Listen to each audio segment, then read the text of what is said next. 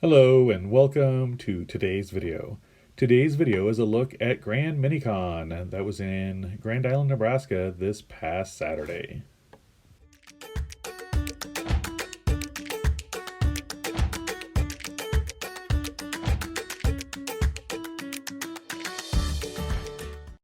So I just wanted to share with you some of the vendors that were at Grand Minicon.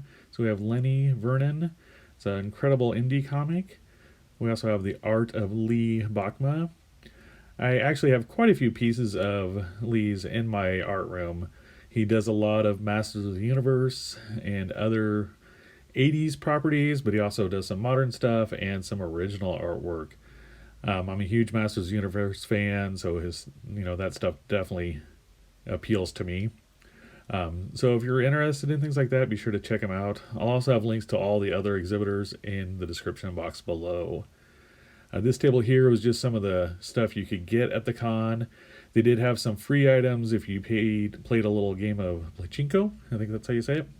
I didn't get a picture of that board. I did play it once and got me a button, so I got a button for the Grand Minicon, which I thought, I was happy with because I have buttons from the first 2 years. You can see the buttons there.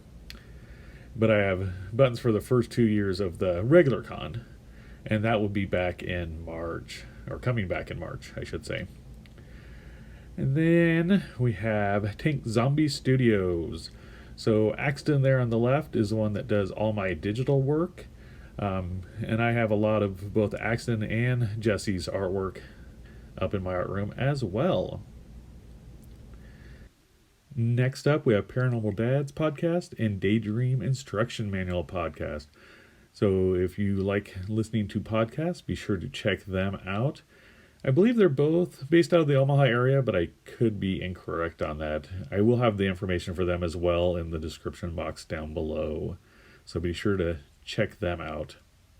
They weren't selling anything at their table, but they did have a lot of fun little things there. They had a treasure map that you could take around and get stamped by some of the vendors and win prizes. All right, next up is my table. So because this was kind of a smaller con and I didn't know what I'd have to work with as far as space, I just brought a few things. I didn't bring some of my bigger stuff and my bigger display, but it worked out really well, and it kind of felt like my stuff wasn't as crowded as it has been in some of the larger cons, especially when I split a table. So it was nice to just kind of have my stuff spread out more and gave each piece a little more attention. I also had my iPad mini set up so people could see what my YouTube channel looked like. Now we have Acme Comics. I've seen Acme at a lot of different conventions. Kevin does a great job with his display, has a lot of great retail merchandise. You can see here he's just got a ton of pops, a lot of Harry Potter stuff. I want to make sure to get a shot of those Godzilla banks. I did go ahead and pick up that one on the right, which is based on the 1974 Godzilla, because I need more Godzilla in my collection. Then I just want to give you a shot here of how they set it up in front of the stage, because this was at the movie theater, and it looks really nice like that. Now we have Arden's table.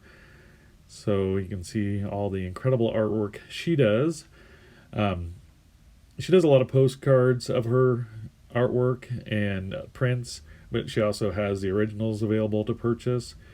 But you can check out her website. She has a ton of images on there. Now we have Collectible Destinations out of Ogallala. It's always fun to see what Ken brings to these conventions, and I do go to a store occasionally when I get a chance, when I get out that way.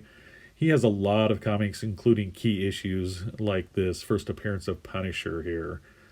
So it's really fun to see those, and every once in a while I'll pick up a more expensive comic from him. I did get a really cool Hulk with Wolverine on the cover that Todd McFarlane had done. I got that maybe a year ago from him, and is one I had when I was a kid, so it was fun to get that one back. And you can see there he's got that giant size X-Men, which is the first appearance of the rest of the new X-Men. Then we have Fierce Literature. I did pick up his graphic novel a couple years at Ocon. It's really good, so if you get a chance, definitely get a copy of his work. And we have Moose's Marvelous Woodburnings. Moose does a lot of fun characters on Woodburning, on the wooden plaques, and his wife paints them. And you can see from these My Little Ponies, I mean, the paint jobs are just incredible, and the colors are just very vibrant, which works really well for those characters. All right, last is you can meet the star of the Goonies, One-Eyed Willie. They had this set up so you could get your picture taken with it. And they have a little disclaimer here, it's not the real One-Eyed Willie from the Goonies. But it had a treasure map with the treasure and the pirate skeleton. So that was a lot of fun. So I hope you enjoyed this video. Be sure to check out Grand Comic Con Part 3, March 27th through the 29th in Grand Island, Nebraska next year. And thanks for watching. Remember, never stop creating. Bye.